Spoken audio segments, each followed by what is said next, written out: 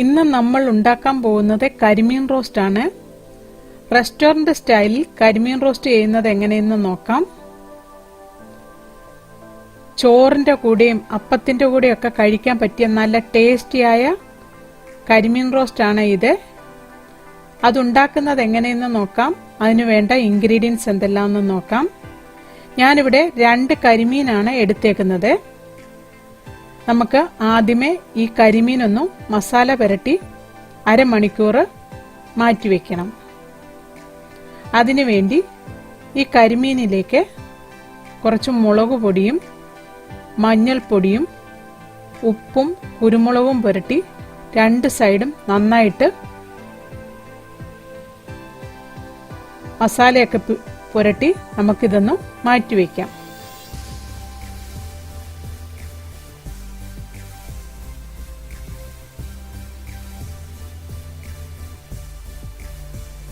ഞാനിവിടെ കാശ്മീരി ചില്ലിയാണ് എടുത്തിരിക്കുന്നത്. അത് ഓരോരുത്തരുടെ എരിവിനനുസരിച്ച് ഇത് പുരട്ടി കൊടുക്കാം. നമ്മൾ നോർമലി മീൻ വറക്കുന്ന അതേ മസാലകളാണ് ഇതിൽ ചേർത്ത് കൊടുക്കുന്നത്. 2 സൈഡിലും ഇതുപോലെ മഞ്ഞൾപ്പൊടിയും മുളക് പൊടിയും ഒക്കെ പുരട്ടി വെക്കണം. ഇതിൽ വെള്ളമൊന്നും പുരട്ടണ്ട. നമ്മുടെ ഈ മീനിന്റെ പുറത്തുള്ള ആ വെള്ളമയം മതി. അതിൽ നമുക്ക് ഈ മസാലയൊക്കെ നന്നായിട്ട് പുരട്ടി വെക്കണം. കുറച്ചുകൂടെ മസാല പുരട്ടി വെക്കണം. 2 സൈഡും നന്നായിട്ട് മസാല പുരട്ടി വെക്കണം. ഞാൻ കുറച്ച് മസാലയും കൂടെ ചേർക്കുകയാണ്. ഇത് പോരാ, ഇതിന്റെ പുറത്തുള്ള മസാല കുറച്ച് മസാലയും കൂടെ ചേർത്ത് കൊടുക്കുകയാണ്. ഇതെല്ലാം നന്നായിട്ട് തേച്ച് പിടിപ്പിച്ചതിന് ശേഷം നമുക്കിതൊന്ന് അരമണിക്കൂർ മാറ്റിവെക്കാം. നമ്മുടെ മീനിൽ മസാല പുരട്ടി വെച്ചേക്കുന്ന ഈ സമയം കൊണ്ട് അതിലേക്ക് വേണ്ട ബാക്കി ഇൻഗ്രീഡിയൻസ് ഒക്കെ നമുക്ക് എടുത്തു വെക്കാം. ഞാനിവിടെ ഒരു 10-20 ചെറിയ ഉള്ളി അരിഞ്ഞെടുത്തിട്ടുണ്ട്. ഒരു തക്കാളി ചെറുതായിട്ട് അരിഞ്ഞെടുത്തിട്ടുണ്ട്. ഒരു 3 പച്ചമുളക് അരിഞ്ഞെടുത്തിട്ടുണ്ട്. ഒരു 6-8 വെളുത്തുള്ളി ചെറുതായിട്ട് അരിഞ്ഞെടുത്തിട്ടുണ്ട്. ഒരു വലിയ കഷ്ണം ഇഞ്ചി ചെറുതായിട്ട് അരിഞ്ഞെടുത്തിട്ടുണ്ട്. കറിവേപ്പില എടുത്തിട്ടുണ്ട്. ഇത് അവരവരുടെ ഇഷ്ടത്തിനനുസരിച്ച് മുളകിന്റെ എണ്ണം കൂട്ടാം. ഞാനിവിടെ ഒരു നോർമൽ എരിവിലാണ് ഈ കറി ഉണ്ടാക്കുന്നത്. കുരുമുളകും മുളക് പൊടിയും ഒക്കെ ചേർത്തേക്കുന്നതുകൊണ്ടാണ് ഞാൻ 3 പച്ചമുളക് ഞാൻ ഇതിലേക്ക് എടുത്തിട്ടുള്ളൂ. അതിലേക്ക് വേണ്ട മസാലപ്പൊടികൾ എന്തെല്ലാമെന്ന് നോക്കാം. 1/2 ടീസ്പൂൺ മഞ്ഞൾപ്പൊടി, 1 ടീസ്പൂൺ മുളക് പൊടി, 1 ടീസ്പൂൺ മല്ലിപ്പൊടി. അതിലേക്ക് ഒരു 1/2 കപ്പ് നല്ല കട്ടിയുള്ള തേങ്ങാപ്പാലും കൂടെ വേണം. ഇത്ര ഇൻഗ്രീഡിയൻസ് ആണ് അതുണ്ടാക്കാൻ വേണ്ടത്. അതിനെയും ഉണ്ടാക്കാൻ തുടങ്ങാം. നമ്മുടെ മീൻ പുരട്ടി വെച്ചിട്ട് അരമണിക്കൂർ കഴിഞ്ഞു. ആദ്യമേ നമുക്ക് ഈ മീനൊന്ന് ഫ്രൈ ചെയ്തെടുക്കണം. നമ്മൾ റോസ്റ്റ് ഉണ്ടാക്കുമ്പോൾ മീൻ പൊടിയാതിരിക്കാൻ വേണ്ടിയാണ് നമ്മൾ ആദ്യമേ ഒന്ന് ചെറുതായിട്ടൊന്ന് ഫ്രൈ ചെയ്തെടുക്കുന്നത്.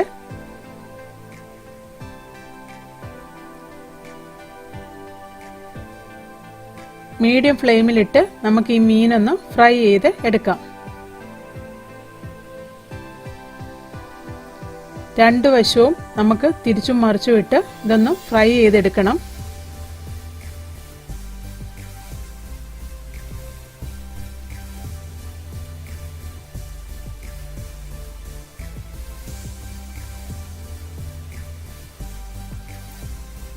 നമുക്ക് ഈ മീനൊന്ന് തിരിച്ചിട്ട് കൊടുക്കാം.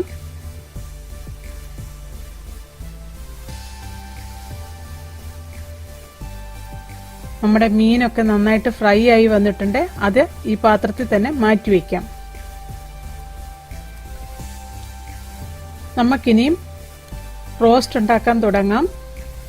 അതിനുവേണ്ടി ഒരു പാത്രത്തിലേക്ക് എണ്ണ ഒഴിച്ച് അതൊന്ന് ചൂടായി വരുമ്പോൾ അതിലേക്ക് ഒരു 8-10 ഉലുവ ഇട്ട് കൊടുക്കാം. അതൊന്ന് പൊട്ടി വരുമ്പോൾ നമ്മൾ എടുത്തു വെച്ചിരിക്കുന്ന ചെറിയ ഉള്ളി ചേർത്ത് കൊടുക്കാം. ചെറിയ ഉള്ളി ചേർത്ത് നന്നായിട്ടൊന്ന് വഴറ്റിയെടുക്കാം. ഒന്ന് നന്നായിട്ട് വഴന്ന് കിട്ടണം. അതുവരെ നമുക്കിതൊന്ന് വഴറ്റിയെടുക്കാം. നമ്മുടെ ഉള്ളിയൊക്കെ നന്നായിട്ട് വഴന്നു വന്നിട്ടുണ്ട്. ഇതിലേക്ക് നമ്മൾ അരിഞ്ഞു വെച്ചിരിക്കുന്ന വെളുത്തുള്ളിയും ഇഞ്ചിയും കൂടെ ചേർത്ത് കൊടുക്കാം. ഇതും ചേർത്ത് വീണ്ടും നന്നായിട്ടൊന്നുകൂടെ വഴറ്റിയെടുക്കാം. ഇഞ്ചിയുടെയും വെളുത്തുള്ളിയുടെയും ഒക്കെ പച്ചമണം മാറുന്നിടം വരെ നമുക്കിതൊന്ന് വഴറ്റിയെടുക്കണം. ഇതൊക്കെ നന്നായിട്ട് വഴന്നു കഴിയുമ്പോൾ അതിലേക്ക് നമ്മൾ എടുത്തു വെച്ചേക്കുന്ന പച്ചമുളകും കറിവേപ്പിലയും കൂടെ ചേർത്ത് കൊടുക്കാം.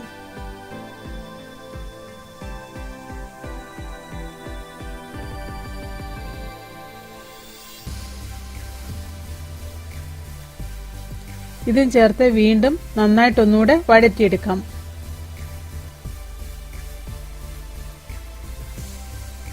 ഇതെല്ലാം നന്നായിട്ട് വഴന്നു കഴിയുമ്പോൾ അതിലേക്ക് നമ്മൾ എടുത്തു വെച്ചിരിക്കുന്ന മസാലപ്പൊടികൾ ചേർത്ത് കൊടുക്കാം. മുളക് പൊടിയും മല്ലിപ്പൊടിയും മഞ്ഞൾപ്പൊടിയും കൂടെ ചേർത്ത് കൊടുക്കാം. ഈ മസാലപ്പൊടി ചേർക്കുമ്പോൾ ലോ ഫ്ലെയിമിലാക്കുക. എന്നിട്ട് നമുക്കിതൊന്ന് നന്നായിട്ട് വഴറ്റിയെടുക്കണം.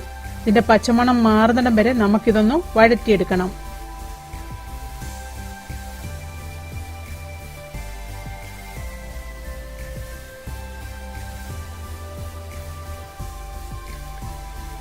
ഇതെല്ലാം നന്നായിട്ട് വഴറ്റിയതിന് ശേഷം അതിലേക്ക് നമ്മൾ എടുത്തു വെച്ചേക്കുന്ന തക്കാളി ചേർത്ത് കൊടുക്കാം.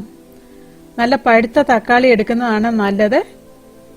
നമ്മുടെ ഈ തക്കാളി ഇതിൻ്റെ അകത്ത് കിടന്ന് നന്നായിട്ട് വെന്ത് വരണം. ഈ മസാലയും ഉള്ളിയും എല്ലാം കൂടെ ചേർന്നിട്ട് നന്നായിട്ട് വേവിച്ചെടുക്കണം. ആദ്യമേ നമുക്ക് ഈ മസാലയിലിട്ട് നന്നായിട്ടൊന്ന് വരട്ടിയെടുക്കാം.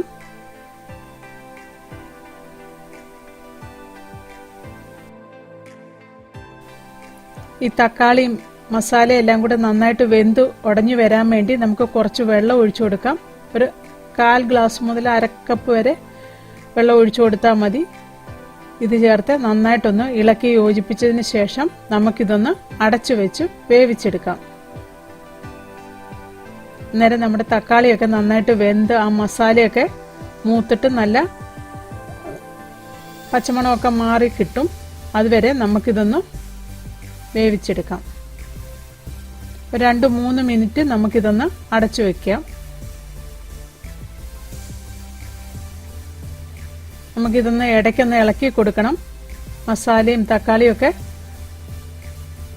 നന്നായിട്ടൊന്ന് ഇളക്കി യോജിപ്പിച്ചു കൊടുക്കണം. നമ്മുടെ തക്കാളിയൊക്കെ നന്നായിട്ട് വെന്ത് വന്നിട്ടുണ്ട്.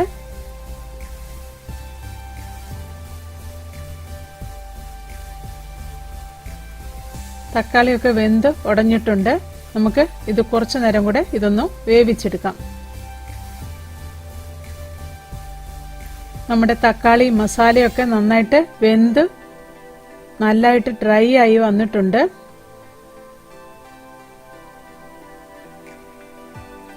ഇതിലേക്ക് നമ്മൾ ഫ്രൈ ചെയ്ത് മാറ്റി വെച്ചേക്കുന്ന മീൻ ചേർത്ത് കൊടുക്കാം.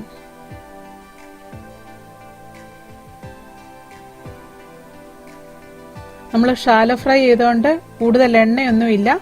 അതിലെ മസാല ഉൾപ്പെടെ നമുക്ക് ഇതിലേക്ക് ചേർത്ത് കൊടുക്കാം. അതിനുശേഷം നമ്മൾ നേരത്തെ എടുത്തു വെച്ചിരിക്കുന്ന 1/2 കപ്പ് തേങ്ങാപ്പാല് ഇതിലേക്ക് ചേർത്ത് കൊടുക്കാം. നമ്മുടെ ഈ മീനെല്ലാം തേങ്ങാപ്പാലും മസാലയും എല്ലാം കൂടെ ചേർന്നിട്ട് നന്നായിട്ട് വെന്ത് കിട്ടാൻ വേണ്ടി ഇതൊന്ന് 2 സൈഡും തിരിച്ചും മറിച്ചും ഒന്നിട്ട് മീനൊക്കെ ഒന്ന് ആ പാലിൽ തേങ്ങാപ്പാലിൽ കിടന്ന് വേവിക്കാനായിട്ട് നമുക്കിതൊന്ന് തിരിച്ചും മറിച്ചും ഇട്ട് കൊടുക്കാം.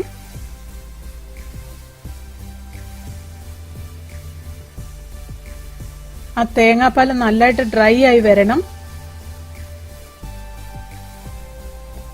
നമ്മൾ മീനിൽ പുരട്ടിയ ഉപ്പേ ചേർത്തിട്ടുള്ളൂ. ഇതിൽ അഡീഷണൽ ആയിട്ട് ഉപ്പൊന്നും ചേർത്തിട്ടില്ല. നമുക്കിതിലേക്ക് കുറച്ച് ഉപ്പ് ചേർത്ത് കൊടുക്കാം. ഇതും ചേർത്ത് നന്നായിട്ടൊന്ന് ഇളക്കി യോജിപ്പിച്ചതിന് ശേഷം നമുക്ക് ഈ മസാലയും തേങ്ങാപ്പാലും എല്ലാം കൂടെ ഒന്ന് ഡ്രൈ ആയി വരാനായിട്ട് നമുക്ക് വെയിറ്റ് ചെയ്യാം.